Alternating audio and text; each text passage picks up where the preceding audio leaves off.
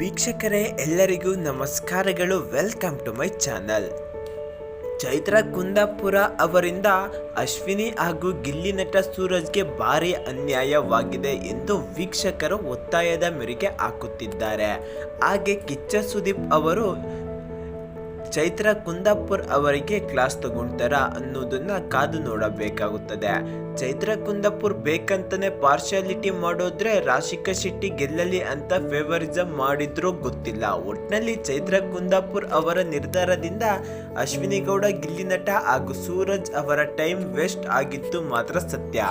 ಹೌದು ವೀಕ್ಷಕರೇ, big boss Kannada 11 ಕಾರ್ಯಕ್ರಮದಲ್ಲಿ ಚೈತ್ರ ಕುಂದಾಪುರ್ ಆಟ ಆಡಿದ್ದಕ್ಕಿಂತ ಉಸ್ತುವಾರಿ ಮಾಡಿದ್ದ ಹೆಚ್ಚು. ವೀಕ್ಷಕರೇ, ಯಾರೆಲ್ಲ ಕೂಡ ಇನ್ನು ನಮ್ಮ ಚಾನಲನ್ನು ಸಬ್ಸ್ಕ್ರೈಬ್ ಮಾಡಿಕೊಂಡಿಲ್ಲ, ದಿನನಿತ್ಯದ ನ್ಯೂಸ್ ಅಪ್ಡೇಟ್ಗಾಗಿ ನಮ್ಮ ಚಾನಲನ್ನು ಈ ಕೂಡಲೇ ಪಕ್ಕದಲ್ಲಿರುವ ಬೆಲ್ಲೈಕನ್ ಒತ್ತಿ ಸಬ್ಸ್ಕ್ರೈಬ್ ಮಾಡಿಕೊಳ್ಳಿ. ಹಾಗೆ ಈ ವಿಡಿಯೋಗೊಂದು ಲೈಕ್ ಕೊಟ್ಟು ಶೇರ್ ಮಾಡಿ. ವೀಕ್ಷಕರೇ, ತಮ್ಮ ತಂಡದ ಪರವಾಗಿ ಚೈತ್ರ ಕುಂದಾಪುರ ಬಯಸ್ ನಿರ್ಧಾರಗಳನ್ನು ತೆಗೆದುಕೊಳ್ಳುತ್ತಿದ್ದರು. ಈಗ ಈ ಸೀಸನ್ನಲ್ಲಿ Chaitra Kundapura wild card entry ಕೊಟ್ಟಿದ್ದಾರೆ. ಇಂದು ಕ್ಯಾಪ್ಟನ್ ಉಸ್ತುವಾರಿ ಆದ್ಮೇಲೆ ಚೈತ್ರ ಕುಂದಾಪುರ ಒಬ್ಬರಿಗೆ ಒಂದು, ಇನ್ನೊಬ್ಬರಿಗೆ ಇನ್ನೊಂದು ಮಾಡಿರೋದು ಸ್ಪಷ್ಟವಾಗಿದೆ.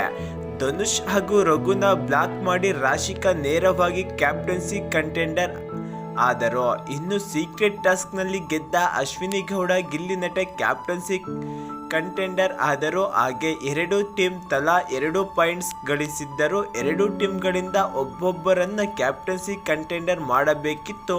ಆಗ ಅಶ್ವಿನಿ ತಂಡದಲ್ಲಿ ಸೂರಜ್, ರಜತ್ ತಂಡದಿಂದ ಕಾವ್ಯ ಆಯ್ಕೆ ಆದರು. ಅಲ್ಲಿಗೆ ರಾಶಿಕಾ, ಅಶ್ವಿನಿ, ಗಿಲ್ಲಿ, ಸೂರಜ್ ಹಾಗೂ ಕಾವ್ಯ ಕ್ಯಾಪ್ಟನ್ಸಿ ರೇಸ್ನಲ್ಲಿದ್ದರು.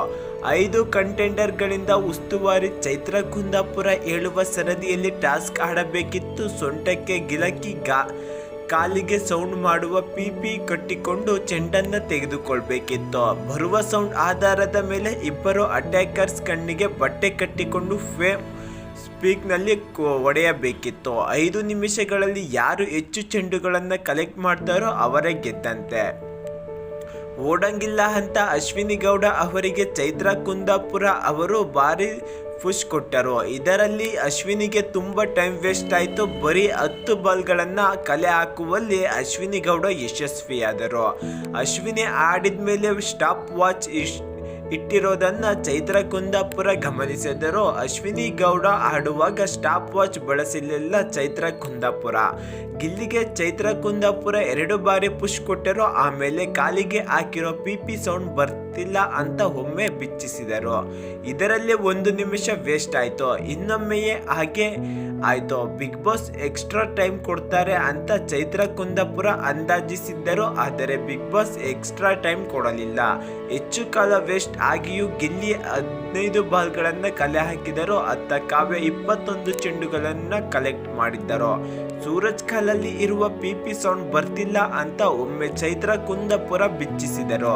ಇನ್ನೊಮ್ಮೆ ಸೌಂಡ್ ಬರ್ತಿಲ್ಲ ಅಂದರು. ಚೈತ್ರ ಕುಂದಾಪುರ ಸುಮ್ಮನೆ ಇದ್ದರು. ಒಟ್ಟು ಸೂರಜ್ 26 ಚೆಂಡುಗಳನ್ನು ಕಲೆಕ್ಟ್ ಮಾಡಿದರು. ರಾಶಿಕಾ ಕಾಲಿಗೆ 1 ಪಿಪಿ ಸೌಂಡ್ ಕೇಳಿಸ್ತಿರ್ಲಿಲ್ಲ. ಅದನ್ನ ಗಮನಿಸಿಯೂ ಚೈತ್ರ ಸುಮ್ಮನಿದ್ದರು. ಆಗಲೇ ಚೈತ್ರ ಮಾಡಿದ್ದು ಆನ್ಫೇರ್ ಎಂದರು ಗಿಲ್ಲಿ.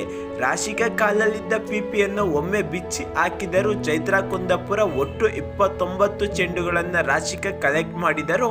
ಹೆಚ್ಚು ಚೆಂಡುಗಳನ್ನು ಗಳಿಸಿದ ರಾಶಿಕಾ ಶೆಟ್ಟಿ ಕ್ಯಾಪ್ಟನ್ಸಿ ಆಗಿ ಆಯ್ಕೆ ಆದರು. ಅಲ್ಲಿ ಸೌಂಡ್ ಬರ್ತಿಲ್ಲ, ರಾಶಿಕಾದು ಕೋಳಿ ಸೌಂಡ್ ಕೇಳಿಸ್ತಿರಲಿಲ್ಲ. ನಮಗೆಲ್ಲ ಎಷ್ಟು ಬಾರಿ ನಿಲ್ಲಿಸಿದ್ರೆ, ನನಗೆ ರೂಲ್ಸ್ ಹೇಳೋಕೆ ಯಾರಿಗೋ ಅರ್ಹತೆ ಇಲ್ಲ. ರಜತ್, ಕುಂಟೆ ಬಿಲ್ಲೆ ಆಡೋಕೆ ಹೇಳು. ಚೈತ್ರ ಕುಂದಾಪುರ, ಅದರಲ್ಲೂ ಡೌಟ್ ಕೇಳ್ತಾರೆ. ಎಡಗಾಲಲ್ಲಿ ಕುಂಟ್ಬೇಕಾ, ಬಲಗಾಲಲ್ಲಿ ಕುಂಟ್ಬೇಕಾ? ಅಶ್ವಿನಿ ಗೌಡ, ಸಖತ್ತಾಗಿ ಮಾಡಿದ್ರೆ ಬಿಡಿ. ಉಸ್ತುವಾರಿನ ಕೇಳುವ ಅಧಿಕಾರ ಪ್ರತಿಯೊಬ್ಬರಿಗೂ ಇದೆ. ನೀವು ಹೇಳಿದ್ದೆಲ್ಲ ಸರಿ, ಒಪ್ಪಿಕೊಳ್ಳಿ ಅಂತ ರೂಲ್ಸ್ ಇಲ್ಲ. ಗಿಲ್ಲಿ ನಟ, ಟೈಮರ್ ಏನು ಸುಮ್ಮನೆ ಕೊಟ್ಟಿದ್ರ? ಅಶ್ವಿನಿ ಗೌಡ, ಟೈಮರ್ನ ಯಾಕೆ ಬಳಸಲಿಲ್ಲ? ರಜತ್, ಆಡೋಕೆ ಯೋಗ್ಯತೆ ಇಲ್ಲ ಅಂದರು. ಈ ತರಹ ಡ್ರಾಮಾಗೇನು ಕಡಿಮೆ ಇಲ್ಲ. ರಾಶಿಕಾ, ನನಗೆ ಪುಷ್ ಕೊಡಬೇಕಿತ್ತು ಅಂತಲ್ಲ. ರಜತ್, ನೀನು ಗೆದ್ದಿದ್ದಕ್ಕೆ ಅಷ್ಟೇ, ಇನ್ನೇನಿಲ್ಲ.